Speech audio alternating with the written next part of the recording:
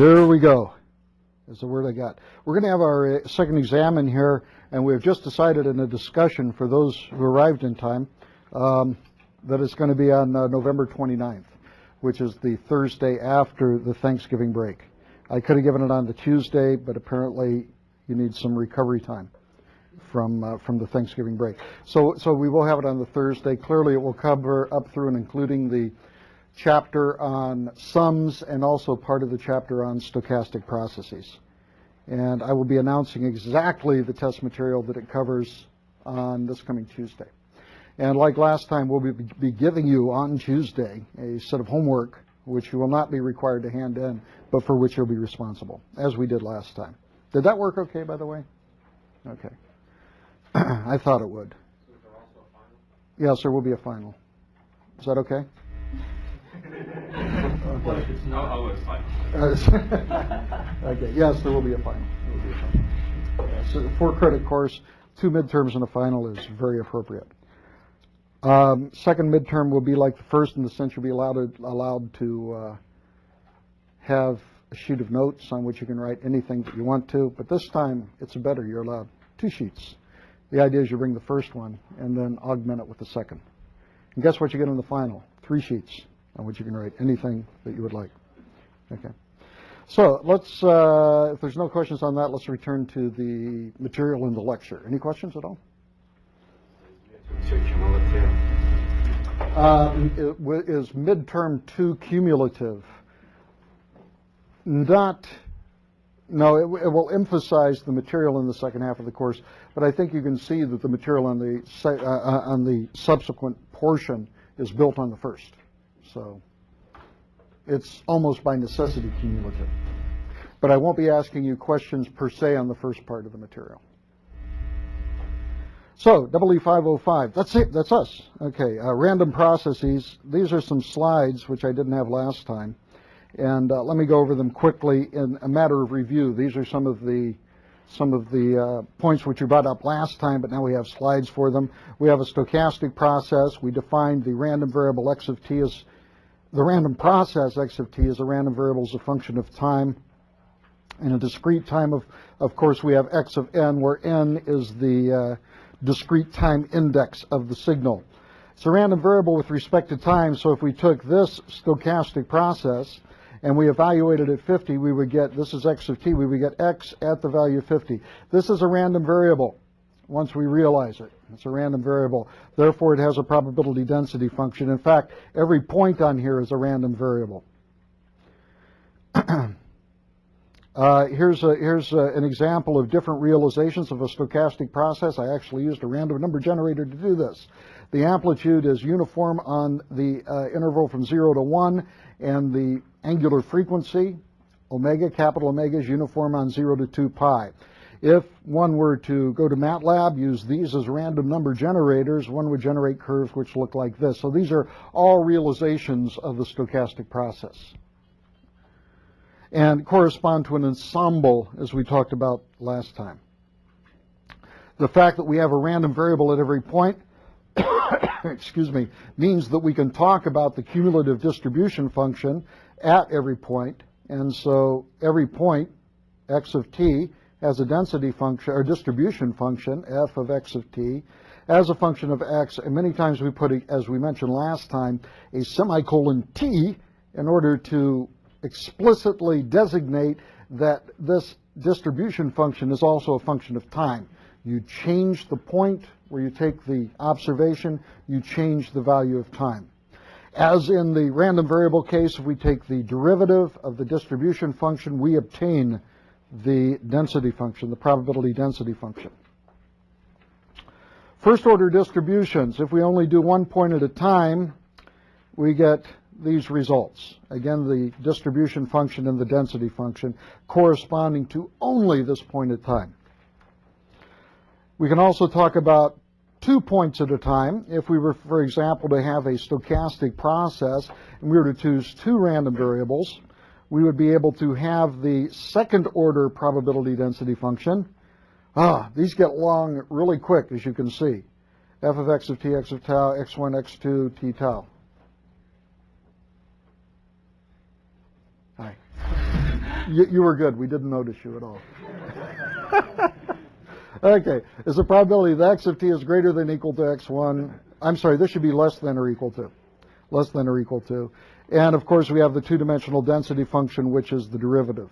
Again, here and here are typos. They clearly should be less than or equal to. I must have been sleepy when I made these, because that's a fundamental operation. And of course, the probability density functions vary with t and tau. If you change the points where these are taken, then your second-order density functions are also going to change. Now you can go to 3, 4, 5, or 6. Let's take a look here at k points in general.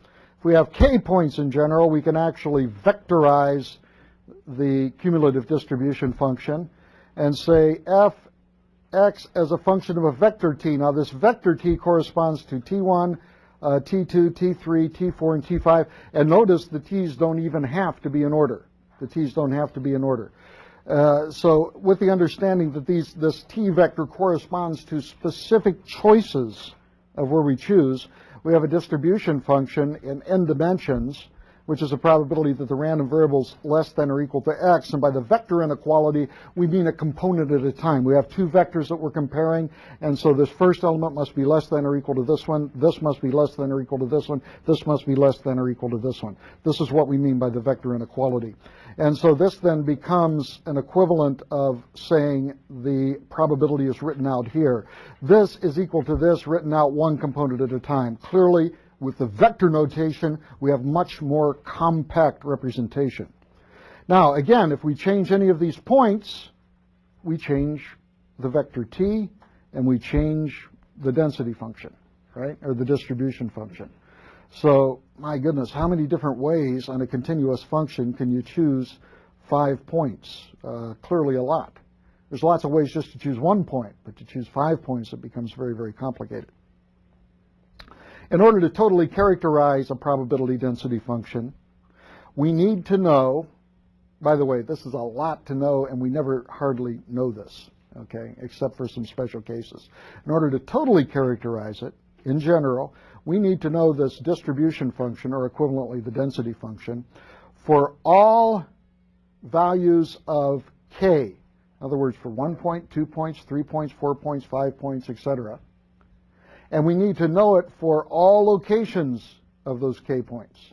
It's a lot of information in order to totally characterize a stochastic process. But that's what it takes in order to characterize the entire process. By the way, suppose we had T1, T2, T3, T4, T5, and we have the joint density function, and then all of a sudden somebody came along and says, you know, I don't care about x of T2. I just want the 4-dimensional ones. Those 4 points, I don't want T2. Is there a way that we could take that 5-dimensional distribution and obtain the 4-dimensional? Yeah, it corresponds to a marginal, right? We simply integrate out in the density function the variable that we don't want, right? So lower dimensional density functions can be obtained as marginals of higher density functions, higher order density functions.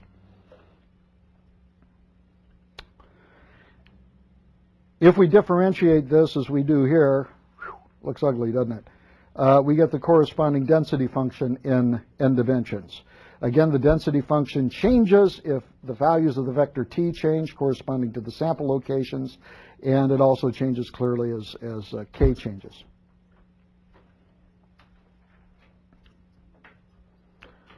There are so-called discrete distributions, x of t. These are values that can only take on discrete integer values. In other words, if you have a stochastic process that at some point in time can have a value of 1 or can have a value of 2, but it cannot have a value of 1.5. It either has to be 1 or 2. It has to be at quantized levels. We refer to this as a discrete distribution.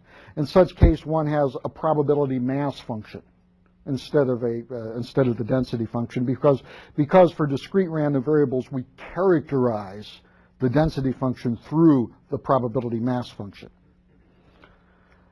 It's important not to confuse distributions with discrete values with random variables in discrete time. Notice that discrete distributions are a function of time, whereas discrete random variables take on values at discrete points in time. And I'll give you an example of this in a second. Clearly, if we have a discrete random variable, then the distribution function must be taken on. Now, a discrete value of time, let me show you the next slide, because I think this explains it. Here's an example of a stochastic process that takes on discrete values. So therefore, the stochastic process comes along, boom, and it jumps up to a quantum level, boom, and it jumps down, etc. So anytime we were to take a density at any single point, that density can only take on values, say, for example, the integer values, which means the density that we would obtain at a single point would simply be composed of a number of direct delta functions because it's discrete at that point in time. This is not to be confused with a random variable in discrete time, which kind of looks like this. So this is the random variable in discrete time. This is the discrete random variable. You see the difference between the two? Notice the discrete time random variable need not be quantized. Specifically, the value at this point can take on an entire range, a continuous range in general, right? Now you can have discrete time random variables that are also discrete value, right? Which would mean that these can only take on specific integer values in discrete time. But they're two distinct concepts.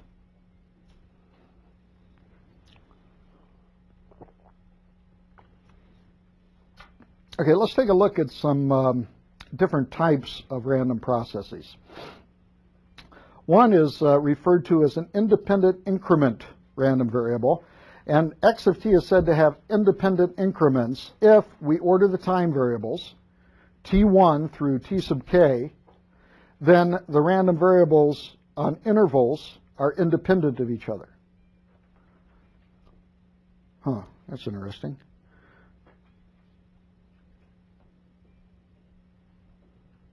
Let me give you an example, and that will clear it up. Let's remember what this says. This says that as a function of time, these increments are independent of each other. An example of this is a running subtotal. This is a process which is known as a Wiener process. I think I spelled Wiener wrong. Anybody know? W-E-I, isn't it? Is it I-E? Ah, I before E except after C. Okay. And then the response is weird, right? Because weird is W, it violates the rule. Okay, random variables is a Wiener process. Below we use N01. Let me explain to you what I mean by this. Suppose, for example, we were to take Gaussian random variables. And let us suppose that we took them in discrete time. So we take a Gaussian, say N0, a normal 0, 1 random variable. So we go to MATLAB and we generate the first Gaussian random variable and doop, it's there. We generate the second one and it's here. We generate the third one, it's down here. Generate the fourth one, it's here. The fifth one is here. The sixth one is here. The seventh is here, etc. So do you see the idea? This is in discrete time. Now from this, I can generate what I refer to as a subtotal sort of process, wherein the first value is the sum of the first, well, that's just equal to this. The second value is equal to the sum of this plus this, okay? So it's a subtotal of these two numbers. So to be kind of a number here. The third one, the third value is this plus this plus this. So the third one would be probably somewhere right here. The fourth would be this plus this plus this plus this, which would be something like this. The fifth one would be here. The sixth would be here. Let's see. I guess the sixth would actually be below. So all I need to do is take the previous value and then add this value. So if I took this red value and added this blue value, I got the next value.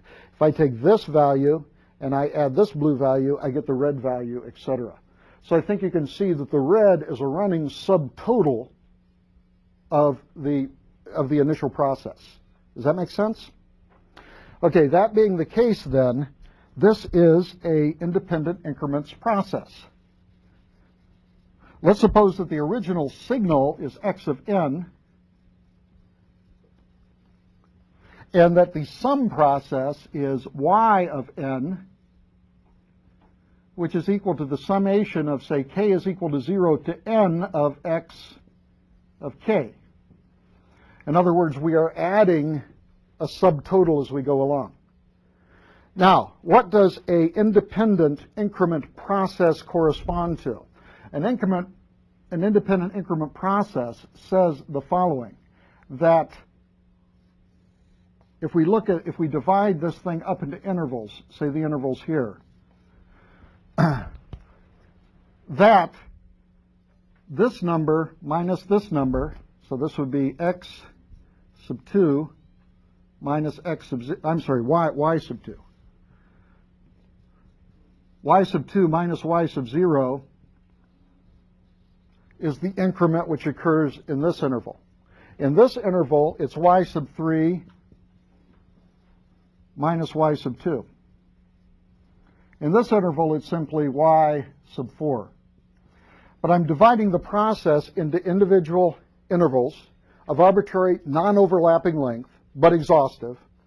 And, well, it doesn't have to be exhaustive, I suppose, but they're just non-overlapping intervals. And the claim is that this is an independent increment process if this random variable, this difference, is independent of this random variable, which in turn is independent of this random variable. Now, is that true here? Yes, because what is y sub 2 minus y sub 0? Isn't that just equal to the sum of these three numbers? It's the subtotal here minus the subtotal here. Maybe it's clearer here. If we take the subtotal at this point and subtract the subtotal at this point, we just get the sum of the two values which are added together in this interval. Right? So, therefore, this first case is nothing more than the summation of k is equal to 0 to 2 of the first two random variables, x sub n, because we're subtracting y sub 2 minus y sub 0. In the second case, this is the summation of k is equal to 2 to 3 of the random variable x sub n. And in the third case, it's simply equal to 3 to 4. Yeah, I do mean 3 to 4. Thank you. Summation of 3 to 4. Okay. And let's see. Oh, it is. That's what confused me. Thank you. And probably was confusing you too, right? 4 minus 3, and this should be y of 5, right? Okay, sorry about that. Okay, is that better? I'm sorry. Y of 3 include x of 3? So isn't it y of 4 minus y of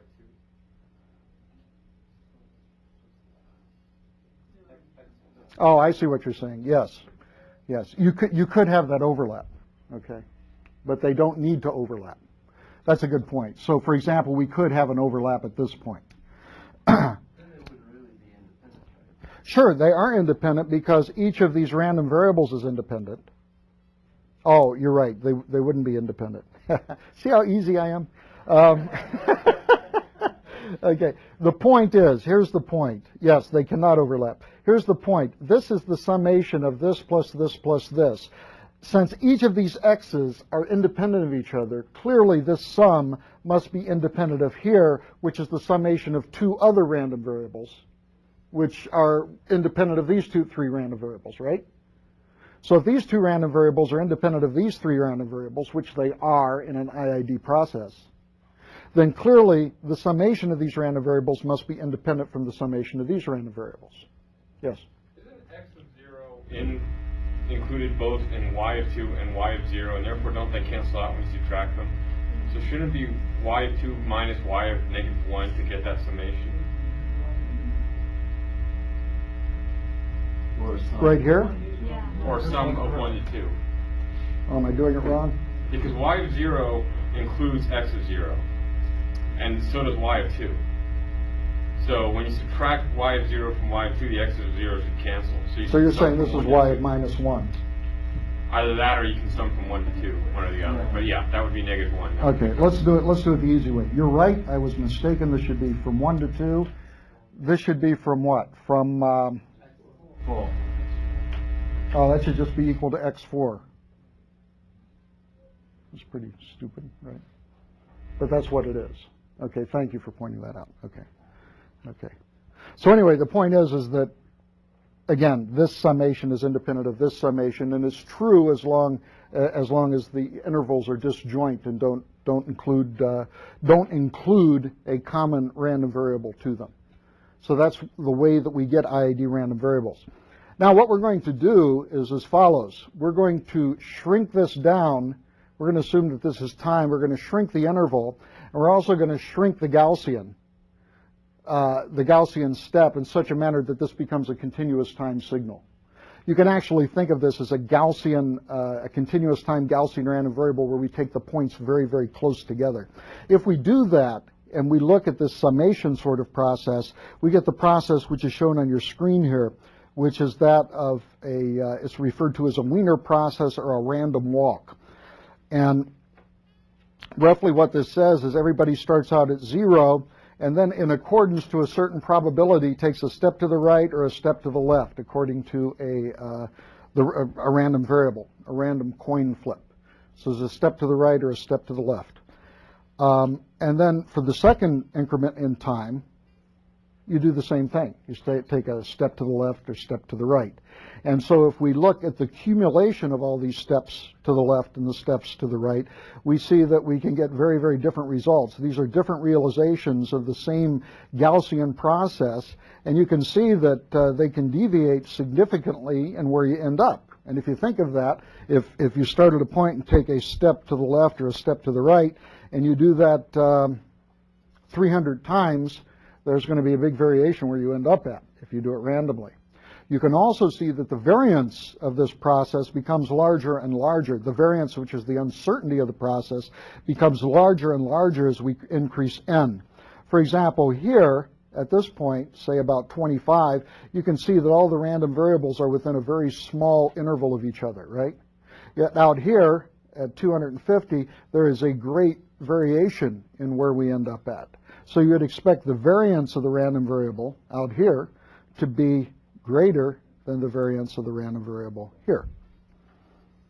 Random walk, of course, is in the Wiener process is used in describing motion of little particles dropped in a liquid because the two-dimensional Wiener process, because you have molecules hitting it at a random sort of way, so that the little particle moves in a jagged way in 2 dimensions. It's also used as a very popular model in modeling the stock market, because this is today. This is the price of Boeing stock today, and this is the price in a month, okay? And you can see there's a lot of variance or uncertainty of what the price is going to be in a month.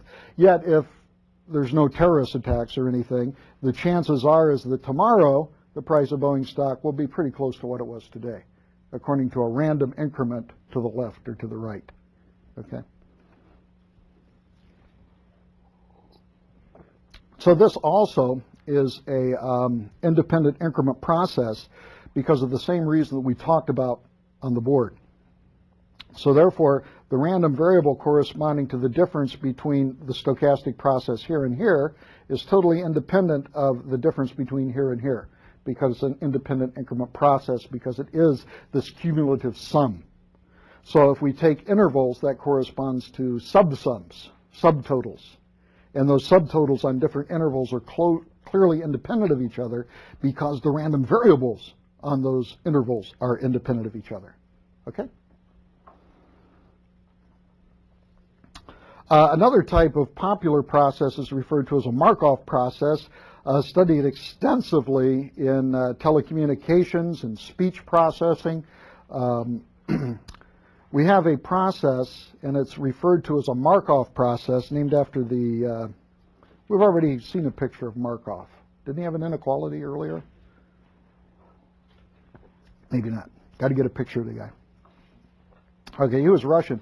In fact, Markov was a student of Kolmogorov, who is also I guess Kolmogorov doesn't make this course, though. Okay. Anyway, they were both Russians and a 20th century mathematician. So there's a guy that at least lived in the 1900s. Anyway, the idea is this. We're going to take a stochastic process x of t, and we're going to order some points, x sub 1 through t sub k, t sub 1 through t sub k. And this is a Markov process, is the probability at x of t sub k if it's equal to a value given the previous value. So the probability of a value given the previous value is the same as the probability of that value given all the previous values. Then you're done. Then this is a Markov process. Uh-oh. That's it?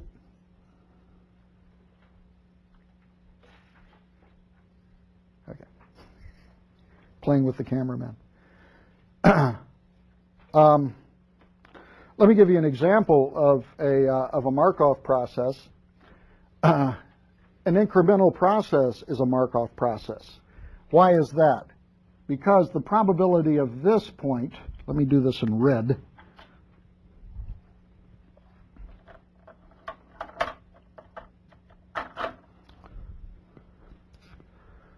The probability of this random variable given this random variable is exactly the same thing as the probability of this random variable given everything prior to it. In other words, if you know the recent past, then that's just as good as knowing history. If you know your previous result, it's just as good as knowing history. Now, why is this in the independent increment process? Well, simply because we take this and we add this blue random variable and we obtain this. So we don't have to care how we got this red x. We don't care about the history of where it came from. We're just concerned that that's there, and we're going to take whatever that is, we're going to add this blue circle to it and get our next result. So it is only dependent upon the previous result. So again, the probability of this red given this red is the same as the probability of this red given all of the history of the reds. Okay? We don't care about the history. We only care about the most recent result. And that is the concept of a Markov process. We'll be dealing with Markov processes more as the course develops.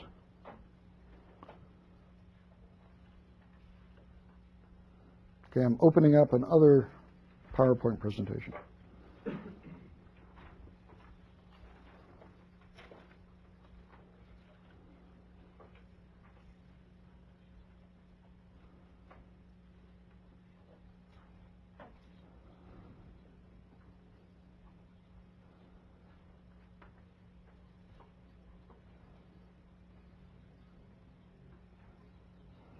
Okay, let's continue then with random processes and our discussion of them.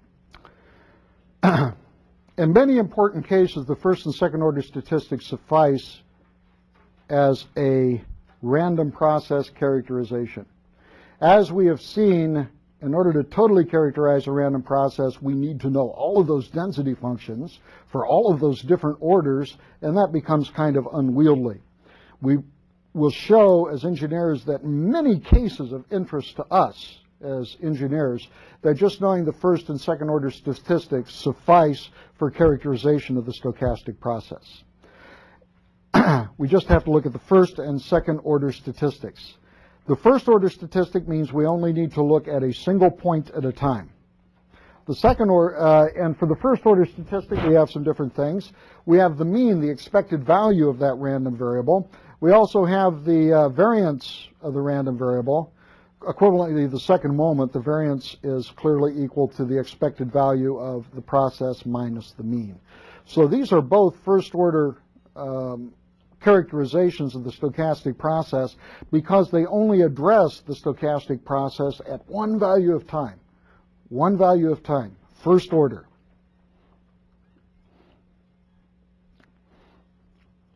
Here's something which is interesting about the first order statistic. This is the average power on a 1 ohm basis.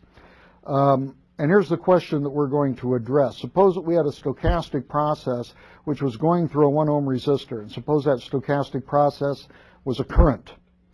We're interested in the average power which is dissipated by the resistor, the average power, the expected value of the power. Well, here's the interesting part. The power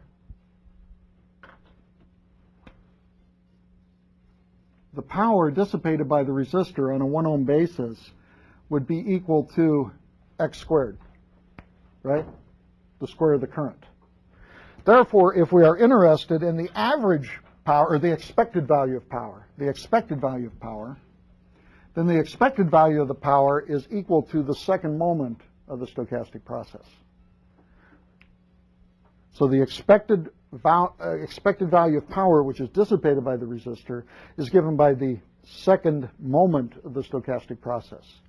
So therefore, when you see second moments of stochastic process, many times this is equated to power. That's a little bit shaky because the units don't clash, but they certainly are equal to each other, say on a 1 ohm basis, if you're talking about a 1 ohm resistor. So x squared, the second moment, is related to the expected value of the power. Now, suppose that we have a case where x of t is a constant. And there will be many cases where the expected value is a constant.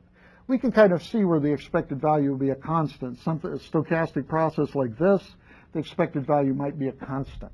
Whereas if we had that light switch example where it went up and then it went down, well, you would kind of expect the expected value would go like this and it wouldn't be a constant, right? But if one had a stochastic process where the expected value was a constant, then in that case, the expected value of the power would be equal to x bar. This is also the average power.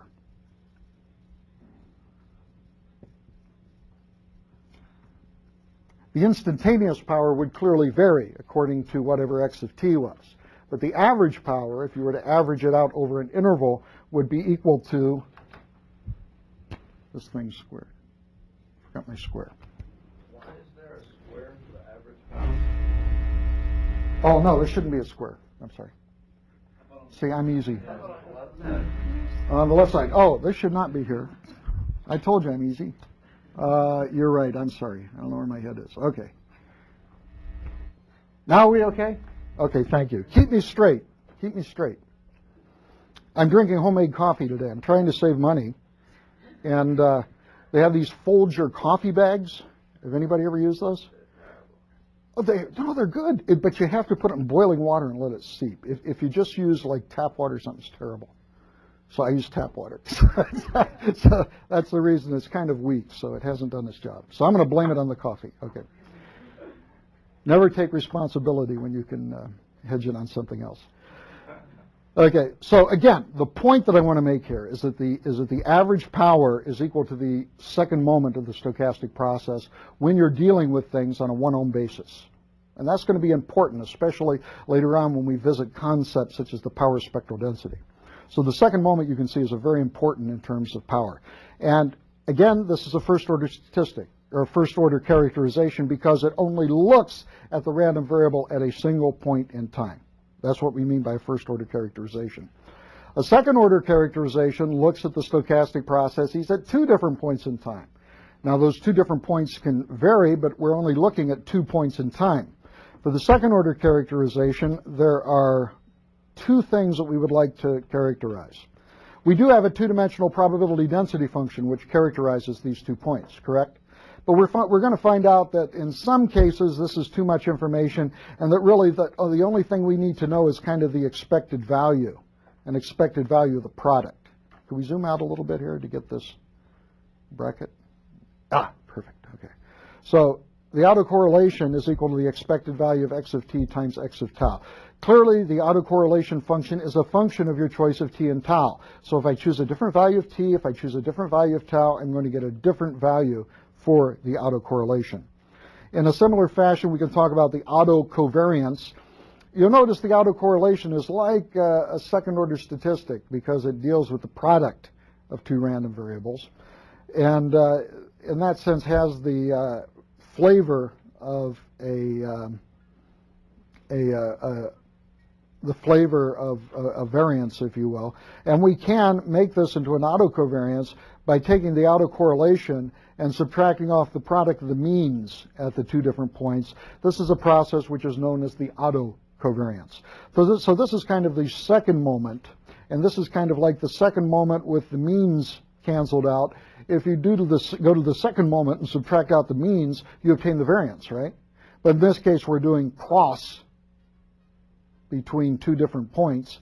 So therefore, we are dealing with the autocorrelation and the variance at two different points in time, t and tau.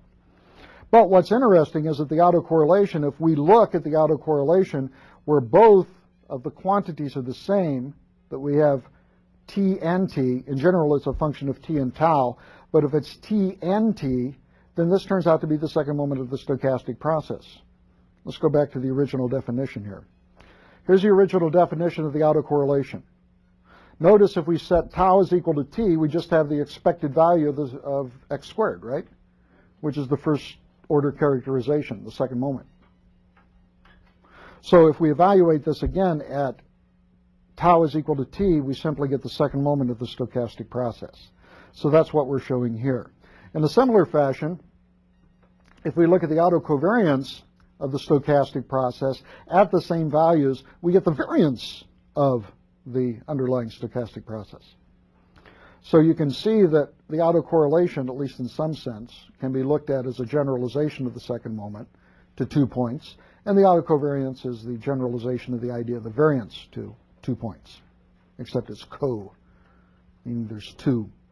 There's also the concept of the correlation coefficient. We have seen this already when we have talked about two random variables. Well, here we have two random variables, the two random variables corresponding to the samples of x of t and x of tau. So these are the two random variables, so we can talk about the correlation between the two, and we can talk about the correlation coefficient between the two, as we do between any two random variables.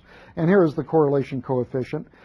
Just like the correlation, it is a function of both t and tau, and is simply equal to the autocovariance normalized. Just like the normal correlation coefficient, rho lies between -1 and 1.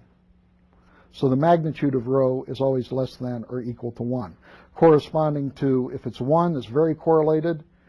If it's -1, it's correlated but kind of 180 degrees out of phase. 0 means they're not correlated. The 1, in the sense of the correlation measure, has nothing to do with the other one.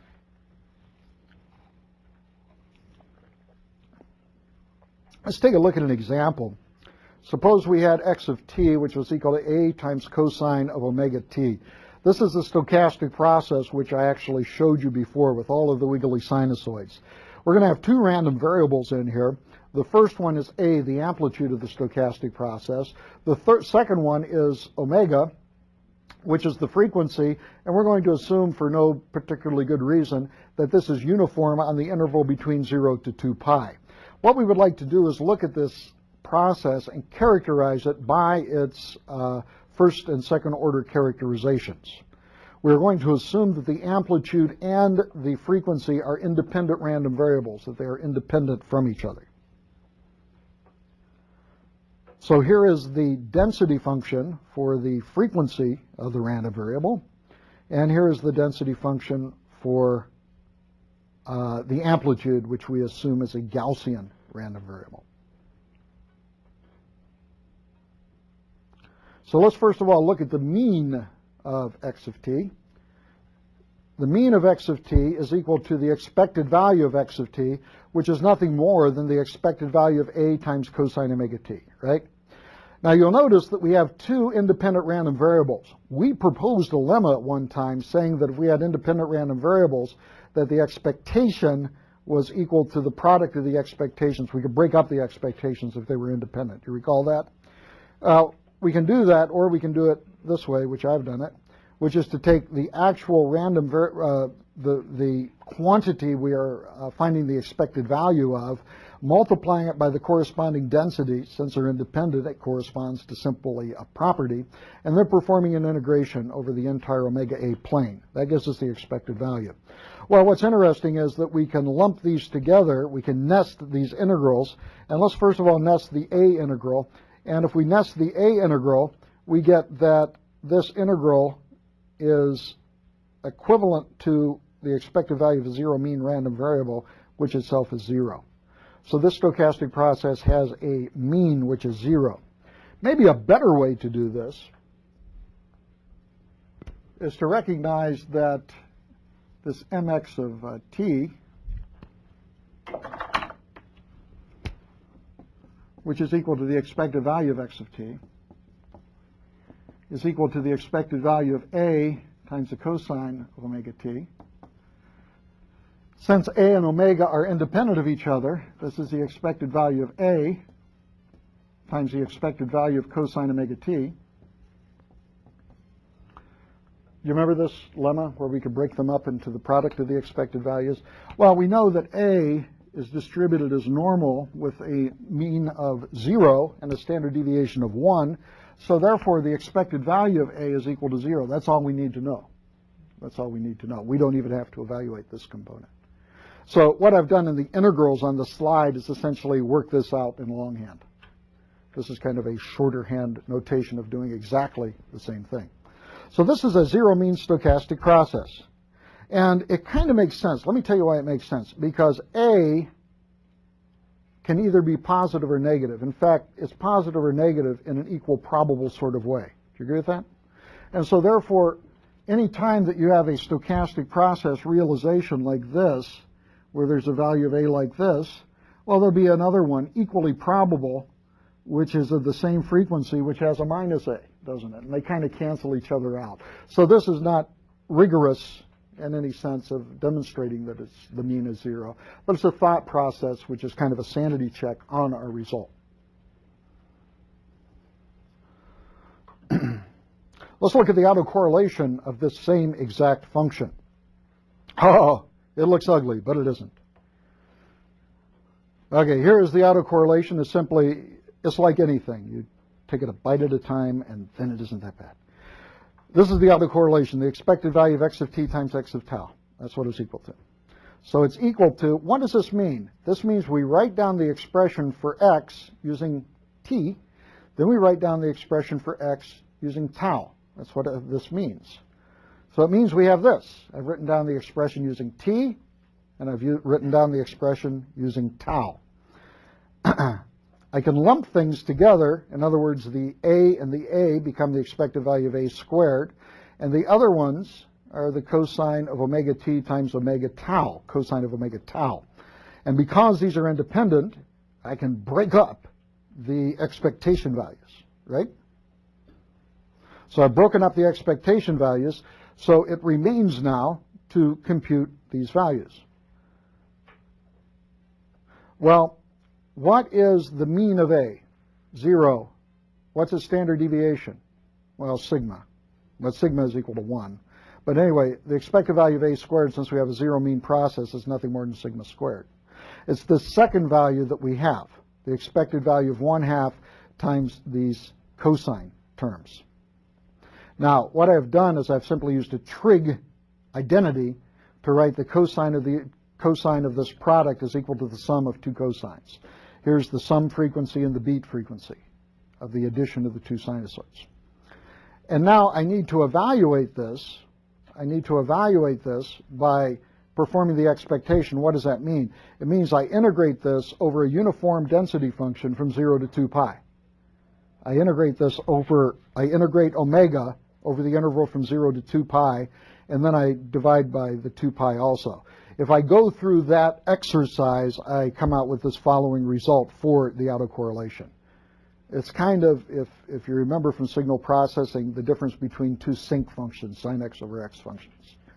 Turns out to be the autocorrelation. Now, let's do a sanity check on this and recognize what happens when we set tau is equal to t. When we set tau is equal to t, we better get the second moment of the stochastic process, right? That's one of the properties that we talked about. So let's do that. The expected value of the square of the process is equal to the autocorrelation with the same values equal to each other. And if we go through the mathematics, it's actually, well, it isn't that simple because over here we have to use a L'Hopital sort of rule to evaluate the sign of this ratio. But that's something that we can all do. And we're left with, finally, sigma squared over 2 times this expression here. Now, this is the second moment, but also because it's a zero mean process, it's also equal to the variance of x of t, because it's a zero mean stochastic process. So indeed, that is something which immediately falls out of the calculation. Thus, if you're to compute the mean and the standard deviation, you do not have to worry about computing the standard deviation, because you can always compute the autocorrelation and get it from the autocorrelation. You might compute it separately simply as a check, but you don't need to do it actuality. Let's take a look at IID processes, and what I'm going to do is I'm going to generate an IID process. And this process is simply obtained by generating a number of random variables, a sub n. And I wasn't very creative. I simply used random variables on the interval from 0 to 1. So I think I did 0 to 1. Let's see.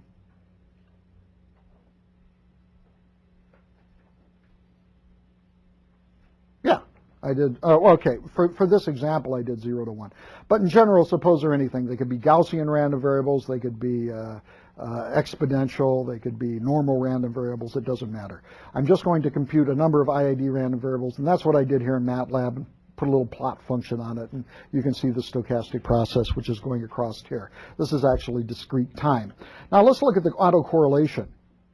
Let's look at the autocorrelation of the function. Now in discrete time, what happened? I dropped my pen and I think Windows crashed. Oh no, there, okay. No, it's okay. No lawsuit. It was fine. Okay, here's the autocorrelation. This is the autocorrelation in discrete time. In discrete time, it's the autocorrelation between 2 points. It's the expected value of x of n times x of m. So it's a straightforward generalization of the continuous case. Well, let's look at this. If n is equal to m, well, that's the same thing as the expected value of x squared, right? If n is equal to m. Well, if these are IID stochastic processes, that's simply the second moment of the stochastic process, right? On the other hand, if n is not equal to m, these are independent. These are independent, therefore we can break them up into the expected value of x of n times the expected value of x of m. We can break it up into the product of the two expected values, and we simply get the square of the mean. Therefore, the expression that we obtain for the autocorrelation is we get the square of the mean if n is not equal to m. If n is equal to m, we get the second moment of the underlying stochastic process which we used, the underlying random variable which we used to generate the IID samples that we have here. If then we look at the autocovariance is equal to the autocorrelation minus the product of the means. And in this case, it's equal to 0, because if we subtract the product of the means here, we get the square of the means, because it's an IID process. So we get 0 if n is not equal to m, and we get variance of a if n is equal to m. So this is generating, if you will, a stochastic process of IID random variables in discrete time, and the covariance is equal to something if n is equal to m. It's equal to 0 if n is not equal to m. In fact, it's equal to the variance of the stochastic process. So again, what we're doing is we're looking at different stochastic processes, and we're seeing how we can extract these first-order characterizations and the second-order characterizations from those expressions for the stochastic process. So here's what the covariance looks like if you were to put it on a matrix. Remember, well, this is a matrix. This is a matrix, and this is the diagonal corresponding to where n is equal to m. So if we were to plot n in this fashion and m in this fashion, we would obtain an autocovariance, a two-dimensional function, where n coming out at us would be equal to, along the diagonal, all values which were equal to the variance. Similarly, all of the off-diagonal terms are equal to 0.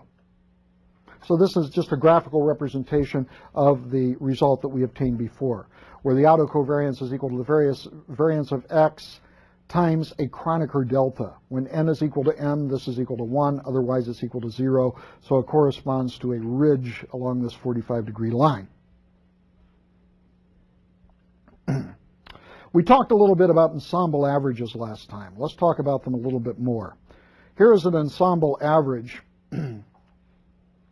and the ensemble average is determined by realizing the stochastic process numerous times and then taking the average of the processes.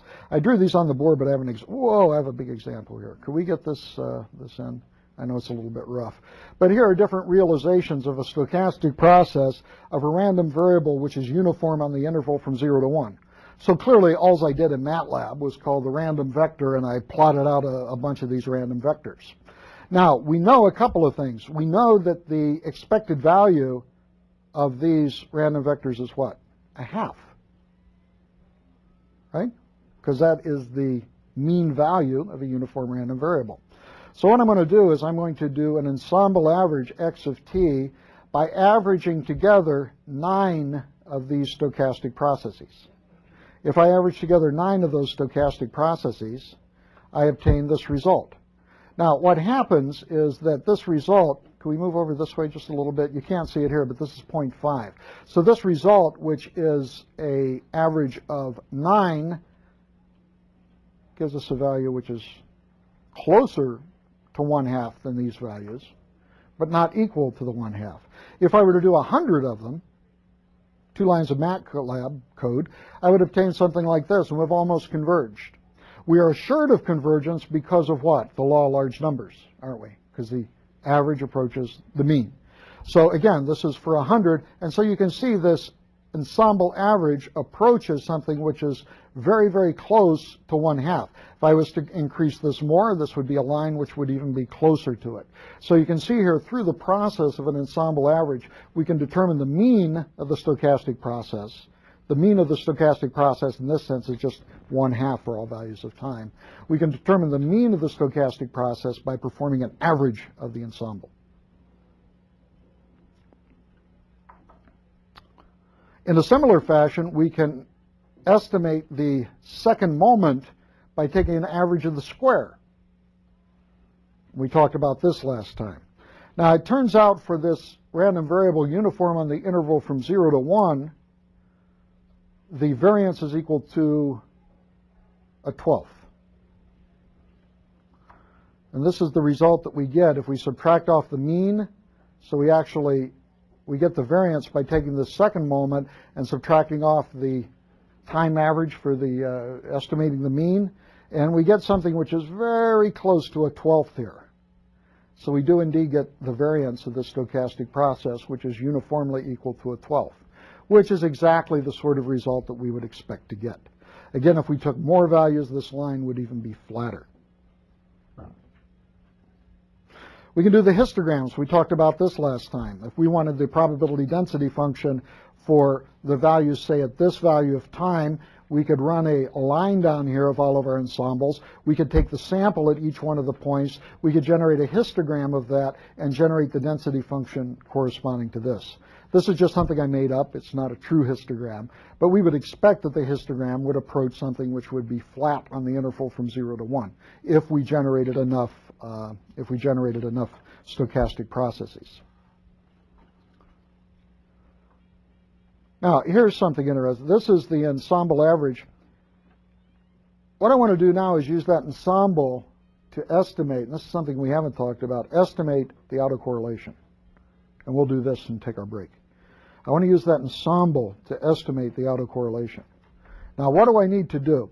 If I have an x of t, and I want the value x of t times x of minus tau, I get this. Now, what does this obtain? Do you remember when you took the product of two one-dimensional functions, it was equivalent to taking one of them and smearing it this way, the other one and smearing it this way, and multiplying the two together? We went over that result. That's exactly what we have to do here. We have to take this result, we have to smear it in one dimension, then we have to smear it in the other dimension, and then we multiply the two together. So because this is very, very choppy, we expect that when we multiply the two, we're going to get something which is very, very choppy, right? But this turns out to be one realization, this realization for this stochastic process of the product x of t minus x of tau. Again, this is equal to x of t times x of tau when this is x of t. Again, that smearing process in x, smear it in y, and then multiply the two together. Now, here is the claim. If we are to average a number of these for different realizations, that is, we were to do this for 5,000 different realizations of x of t, and then we were to average them all together, we would hope to come up with the expected value of x of t times x of tau, right? Because we're taking the average of a number of realizations. That is indeed how you can, from an ensemble, estimate the autocorrelation. If we do n is equal to 100, we get this, which is very interesting. Because you'll notice for n is equal to 100, we get kind of some stuff here on this diagonal and 0 otherwise, if we compute the autocovariance. Does this ring a bell? It should, because this is exactly the result when we talked about IID random variables, and we said that the variance would be equal to a constant along the diagonal and 0 off the diagonal. So this is the analytic computation of this for an IID process. The process we're analyzing here is a uniform IID process, so we would expect that the autocorrelation would look like this. Well, indeed, after 100 averages, we get a plot which looks like this, which is essentially 0 on the off diagonals and is equal to the variance along the diagonals, right? So therefore, this is a way where we can use ensemble averages to generate autocorrelations. You can see if you have enough realizations of a stochastic process, you can estimate just about any statistic that you like.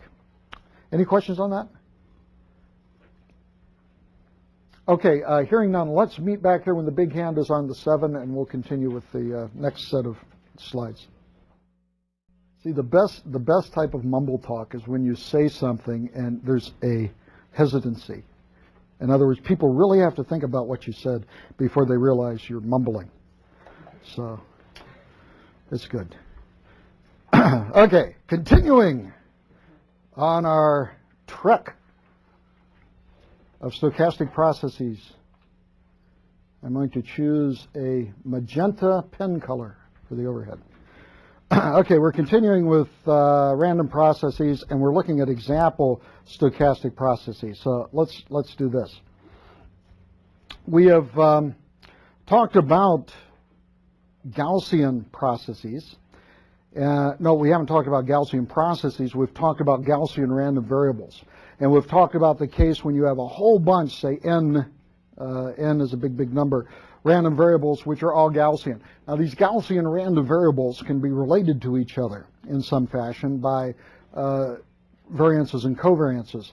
But what's interesting is we can totally capture the interrelationship of these Gaussian random variables through two things: the means of the random variables and the autocovariance of the random variable. So here is the underlying density function. Okay, magenta works good. Here's the underlying density function for a Gaussian random variable, where K is the autocovariance matrix. By the way, I'm sorry, it's not the autocovariance, it's the covariance matrix. The magnitude means the determinant of the matrix raised to the 1/2 power. We're not raising a matrix to a 1/2 power, but rather the determinant. And then we have this expression. M is the means of the individual vectors. K is the covariance matrix, and we're off and running. This totally characterizes the n-dimensional probability density function.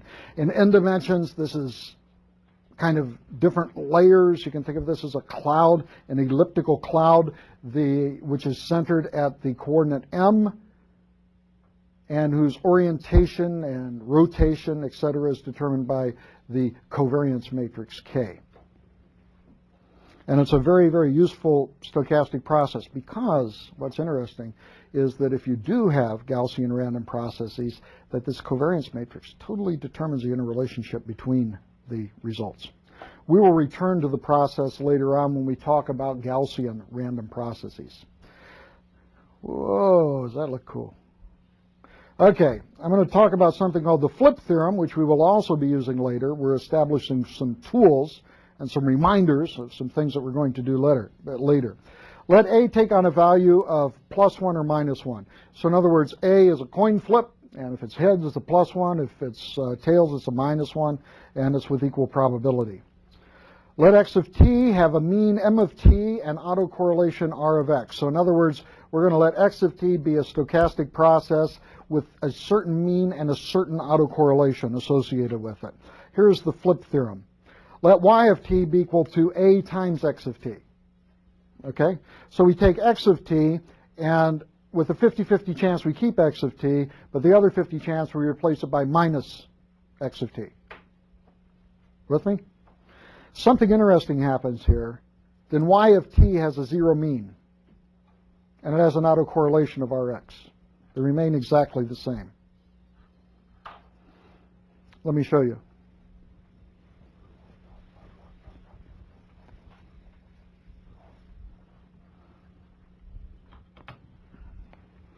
The expected value of y of t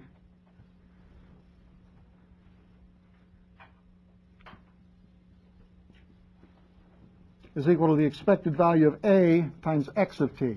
Now we are going to assume that this coin flip is statistically independent from the x of t. In other words, it's totally disjoint from it. Well, we get the expected value of a times the expected value of x of t because they're independent processes. That's all you need to know, because the expected value of a is 0. It's a 50-50 coin flip, right? Plus 1, minus 1. So if we do this flip result, we are always going to get an expected value of y of t is equal to 0. Now, the autocorrelation of y is equal to the expected value of y of t times y of tau.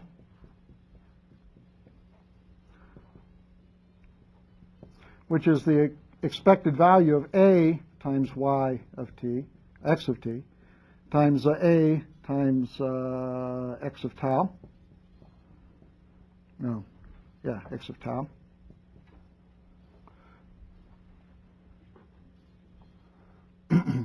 And so we get the expected value of a squared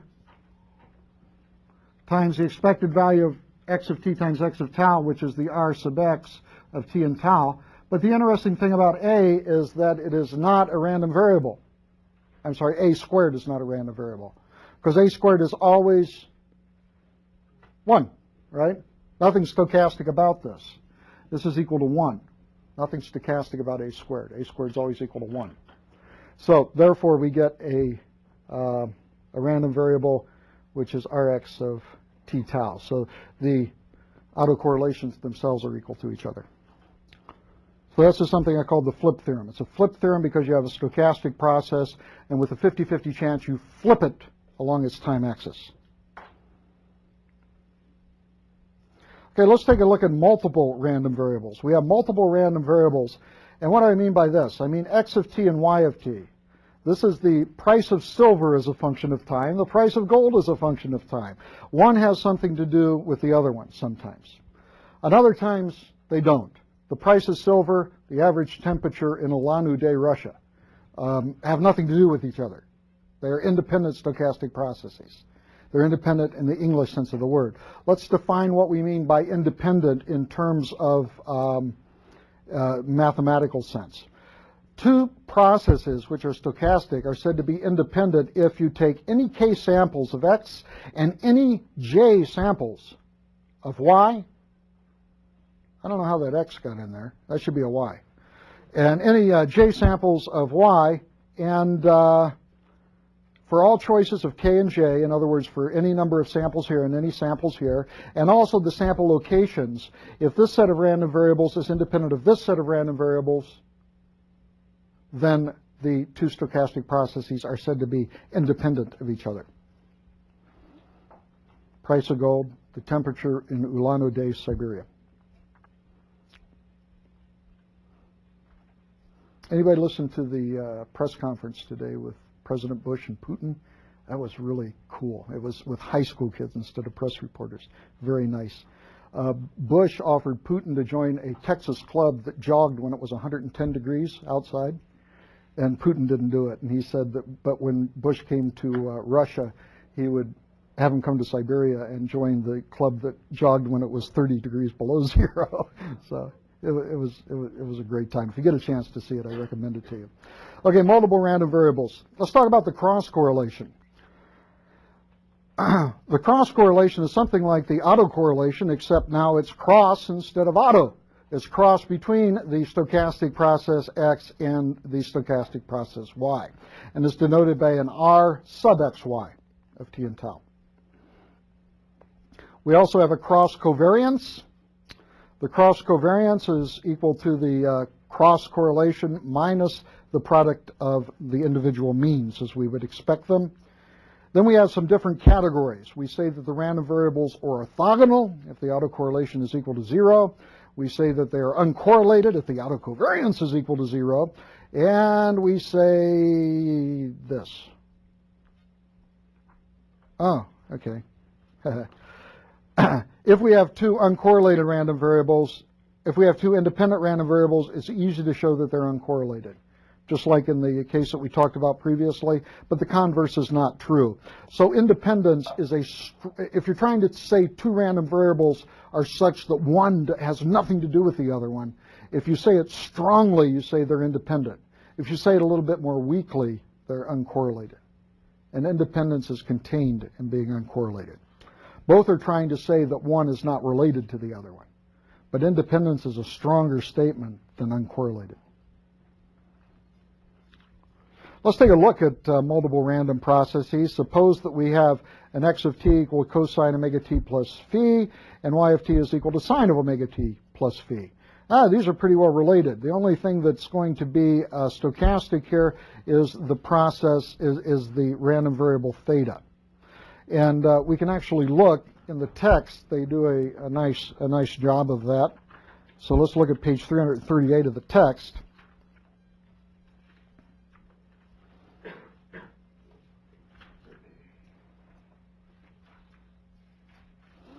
And simply work out the results. They're very relatively straightforward.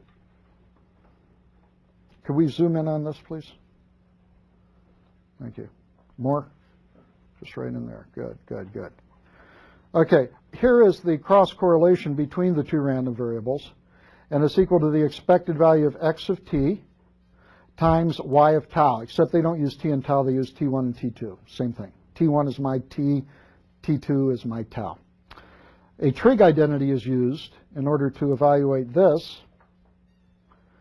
Well, we obtain this result, and now we need to take the expected value of this product from the trig identity. Well, the first term is no longer a function of the random variable, right? The first term is no longer a function of the random variable. The second term is a function of the random variable and integrates out to 0. And so we're left with just the first term. And again, it says why? Because the expected value of sine of omega t1 plus t2 plus 2 phi is equal to 0. Why is that? Why does that second term go to 0?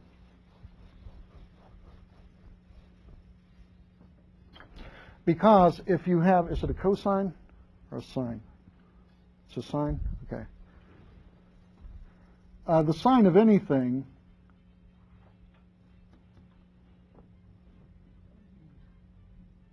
No, I don't like that. It's too much of a theta-looking thing. Okay. Sine of anything minus theta, where this is deterministic.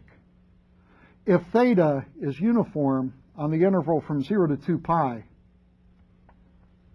let's see, uniform on the interval from 0 to 2 pi, then the expected value of this sine of anything, as long as this is deterministic,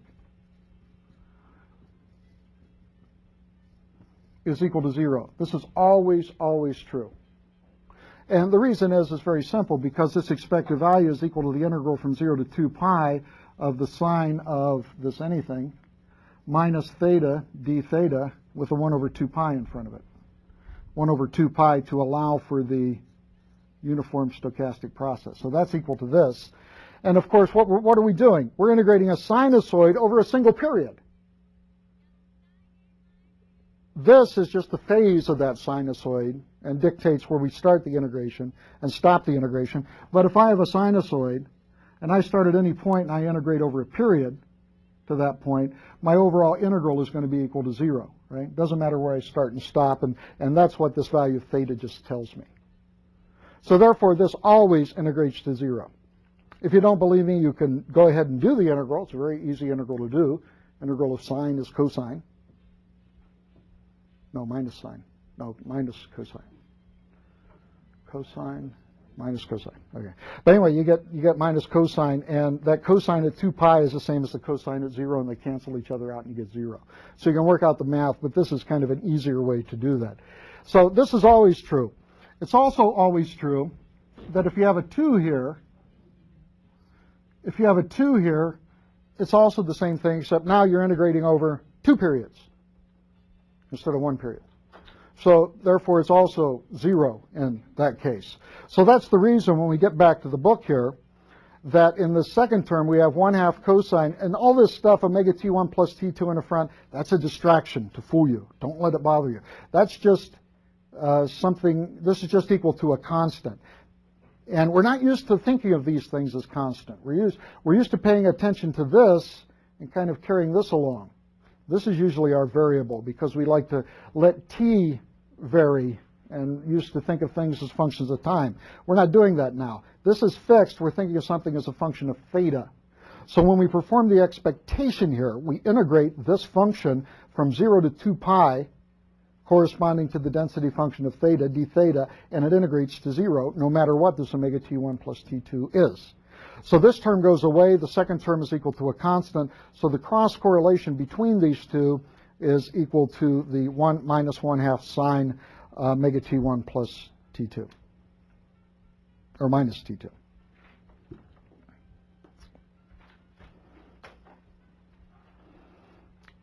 Here's another interesting problem. This has a flavor of communication. Suppose we have x of t, which is a stochastic signal, and then we have n of t, which is stochastic noise. And we have privy to the summation of the two. Many times in communications, noise is modeled as additive. It's not always true. There are many types of noise which are not additive. In other words, you cannot model the signal you receive as the signal plus some noise. In some cases, it's multiplicative, or it can depend upon the original function in numerous different ways. But let's assume in this model that they are additive. It turns out to be a very useful model because of the mathematical tractability of it. Let's assume that y of t is equal to the sum of the two, and the noise and the signal are not equal to, are independent of each other. This isn't always the case. I don't know if you've listened to cassettes for a while, but when you listen to cassettes, they had that Dolby boost when it got quiet, and all of a sudden it would get quiet and the noise would come up because the electronics were trying to find a signal where there was no signal. So the noise was actually not very dependent upon the signal. But let's assume that they're independent there. What we would like to do is to figure out some things. We would note that the variance of y is equal to the variance of x plus the variance of n. Why is that? Because they're independent random variables. When you have independent random variables, the variances add, right? Nothing different when they're stochastic processes. They are still independent of each other. Still totally independent of each other.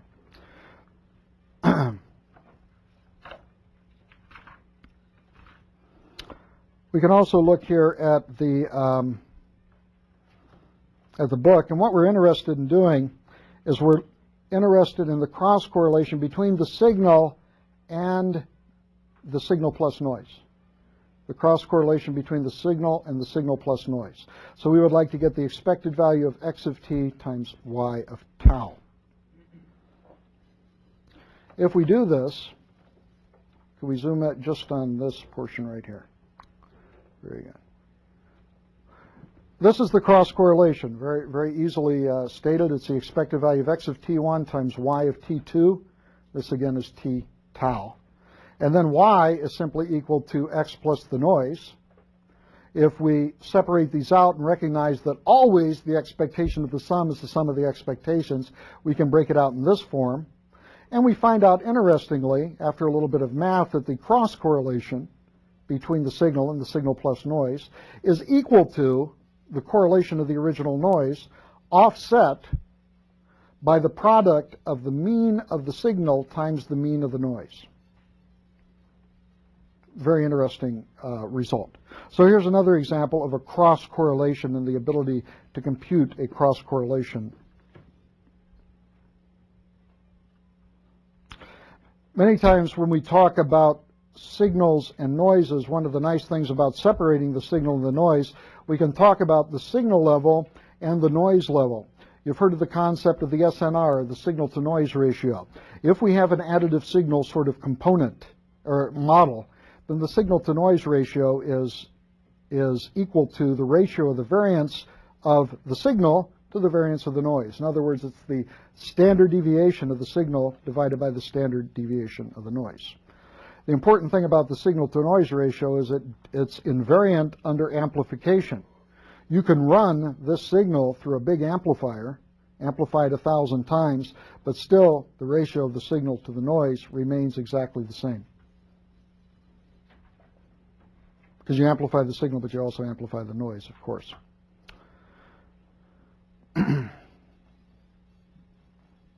No. Okay, multiple random variable examples. We also have discrete time random processes. The parallels are very straightforward. It has X event, it has a mean variance, autocorrelation, autocovariance. We have cross correlations, cross covariances, etc. We can talk about discrete time IID processes, Bernoulli random processes, and Bernoulli random variables, and the so-called random walk. So I'm going to talk a little bit about the Bernoulli random variables and the binomial random processes on page 340. Now here we have something which is a summation process. By the way, I was told during the break that I still didn't get the increments right behind me. So you might look at that. The following is going to be very important in determining the random walk, because this is the way that the random walk actually works. Here we have a binomial random variable in binary form. That is, it can only take on values of 1 and 0. So we flip a coin. It's heads, so it's tails, so we have a 0. We flip it again, it's heads, we keep a 1. Flip it again, we get a heads 1. Flip it again, a tails, etc. So we generate this IID process of 0, 1, if you will, binary random variables. Then from this, we perform a cumulative sum sort of process. In other words, this point is equal to the summation of everything up to this point. This point is equal to the summation of everything up to this point. This point is equal to the summation of everything up to this point. So you can see this is also a Markov process, because if we want to compute this point, all we have to do is look at the current point and add the new result, and whatever that is this point. So we don't need to know the history. This is true of any cumulative sum sort of operation, right? Again, this point is equal to this point plus this point. This point is equal to this point plus this point. So here is the cumulative sum of the stochastic process. It kind of looks like this way. Now, consider the alternative case of doing a bipolar sort of Bernoulli process. We perform a bipolar Bernoulli process. When it's heads, we have a 1. When it's tails, we have a -1. So in other words, a logic 0 is replaced by a -1. One of the things which is nice about this process is that if we look at the cumulative sum, what do you think the expected value of the cumulative sum is? 0, right? So one of the nice things about this cumulative sum is that when we sum these random variables together, we obtain something which is 0 mean. Now let's go back here. At this point it's 7 for the binary case. We have added together the responses of 7 Bernoulli trials. That corresponds to what sort of random variable? If we add the successes and 7 Bernoulli trials, we have a binomial random variable, right? So that's for that reason we call this a binary sort of process, and this is a binomial process. In fact, this is a binomial with a parameter of n is equal to 1, binomial with a parameter n is equal to 2, binomial with a parameter of n is equal to 3, binomial with a parameter of n is equal to 8. So as we go along here, we have not only binomial random variables, but the parameters of the binomial random variables are getting bigger and bigger and bigger as we go on. In fact, if we go on out to 1,000, what do you think that sort of random variable will become by a central limit theorem argument? Become a Gaussian, won't it? Right? If we go to enough realizations. In fact, probably out here at 8, if we use this as a 50-50 coin flip, which indeed we are, that this is probably pretty close to a Gaussian random variable already, as we've seen. Now, with that in mind, what do you think this is? This is no longer a Bernoulli trial, it's modified. It's a bipolar Bernoulli trial. Instead of 0 and 1, you have plus and minus 1. So we don't have exactly binomial random variables here, but it's kind of a binomial random variable except simply adjusted, right? It's twice the binomial random variable minus the mean to center it at the value. So it's related to a binomial random variable. The important thing to remember here is the expected value of this random variable is equal to NPQ, right? Which in this case is 1/4 n. In this case, the variance is also equal to, oh, now see, I forgot. Hold on.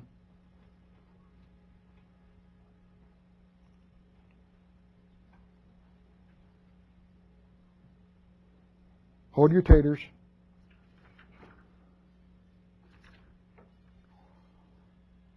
Okay, in this case, it's equal to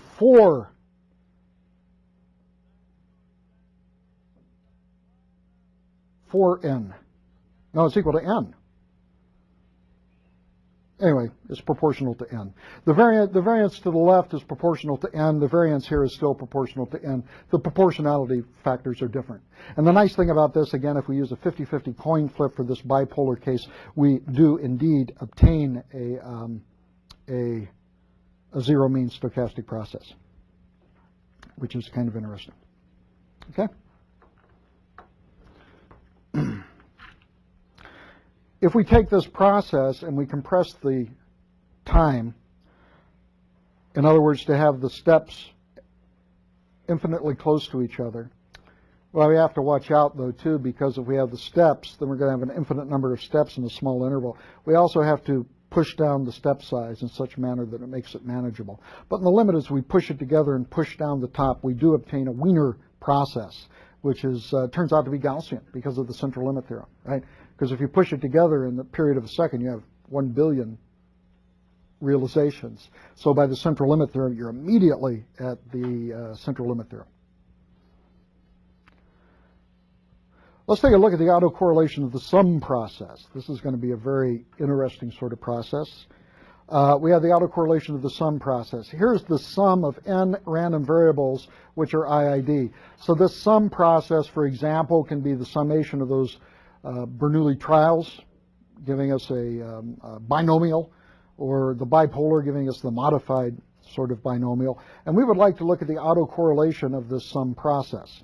Well, let's first of all look at, we're going to assume, by the way, that each of the components in the sum are IID. So we're going to generate an IID random variable, and then we're going to do the cumulative sum of those random variables. There's a statement on MATLAB to do that, isn't there? The cum sum. If you have a vector, say you do a vector, a random vector, and then you operate on that vector by, isn't it cum sum? Anybody know? C-U-M, S-U-M? And you operate on that vector, what you get is the cumulative sum.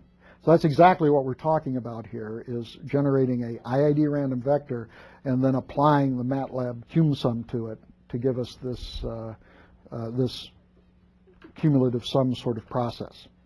Okay, if these are IID, then the expected value of S of n, well, n corresponds to a summation of n of these. If they're IID, it's just equal to n times the expected value of one of the components. That's very clear. Also, we've seen what happens if you add independent random variables. What happens to the variances? You add the variances.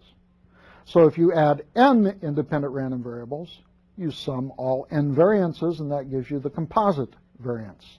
So if we have n of these and they're all identical, then the variance of the cumulative sum is equal to n times the variance. What we're going to be interested in is not so much these first order characterizations of this stochastic process, but we are going to be interested in the second order characteristics. So let's look at the autocorrelation of the sum process. Actually, this is the autocovariance, isn't it? Here's the situation. We have this cumulative sum, and in this cumulative sum, we pick 2 points, n and k. We pick 2 points, and we would like to determine the autocovariance between those 2 points. And this is the definition of the autocovariance. Right below it, we know that the mean is equal to n times x bar. We determined that from the previous slide for the first order characterization. And now I'm going to rewrite the summation. What is the summation? Summation of I is equal to 1 to n, right? And I can actually rewrite the summation in this term, in these terms. Do you agree with that? In other words, I'm kind of working backwards. I'm replacing the sum by this summation of xi. So I'm doing the sum by the xi. And then instead of nx, I'm summing up x n times. So that's where I get the nx. So this is an equivalent expression to this. We're used to thinking of maybe moving in this direction, but it turns out this is a better way to characterize this result. Now, let's take a look at this result for the autocovariance and see what the damage is, see what we can do with this expression. First of all, when I is equal to j, now what do I mean? We have different values in this sum. We have I is equal to 1 and j is equal to 1 to k. When I is equal to j, when we cross multiply these, we're going to have the expected value of a square if I is equal to j. The expected value of xi minus x bar squared, right? Which is the variance of the stochastic process. You with me?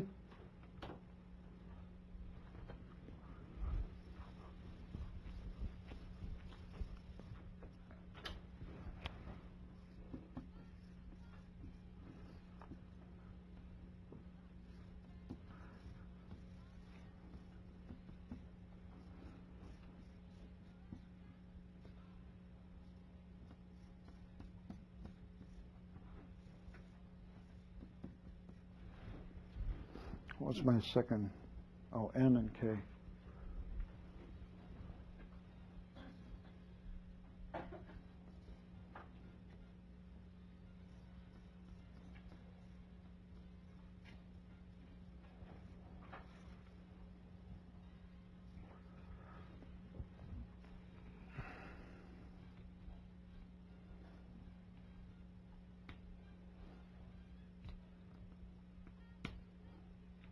Okay, let's take a look at this. Let's suppose that this is the value of k, and this is a value of n. We go out here. What I'm going to do is I'm going to, well, this is of dimension n, so that means that I is a variable that goes this way, whereas j is a variable that goes this way. Get the idea? So I'm going to have an n by k matrix, and in each one of these, I'm going to have a x sub n minus x bar times an x sub j minus x bar. So each one of these, I'm going to have an expression like this. So in order to get the, is this the expected value of S sub n? No, it's the autocovariance.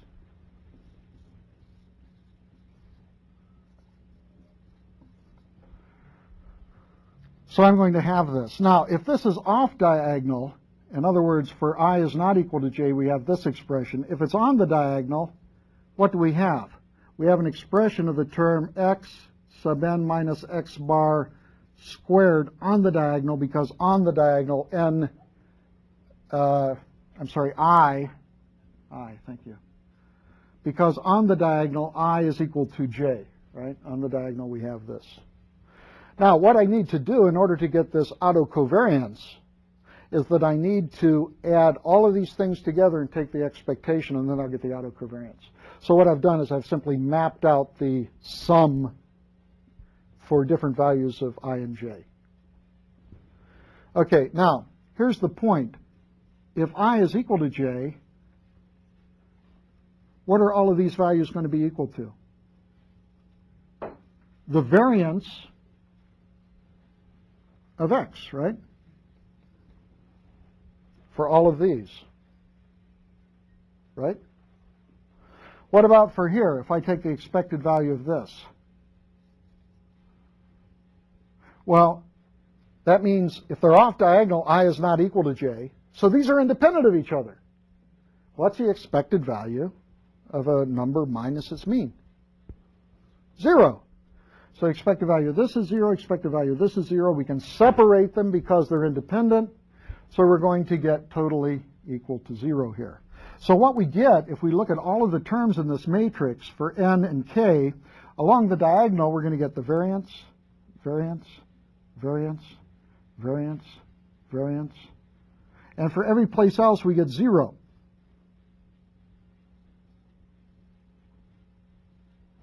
Right? Every place else we get 0. So these are all of the terms, the k times n terms, we've represented each term within the matrix. You with me? So the question is, if we add up the expected value of all of these terms, what do we get? We get just every how many variances there are. And in this case, how many variances are there? Yeah, okay, you have it. In this one, I have k times the variance, but because I'm assuming that the matrix is longer than it is tall. However, the matrix can be vice versa. It can be shorter than it is tall, in which case there will be n of these, if it's the other way, right? If we have a matrix which looks more like this. So in general, it will be the minimum of n and k, whichever dimension is shorter, times the variance of x. And this indeed is the result that we want. The autocovariance of a cumulative sum process is equal to the minimum of n and k times the variance of the underlying random variable that we're adding together. Very useful and very useful result that we will see again and again.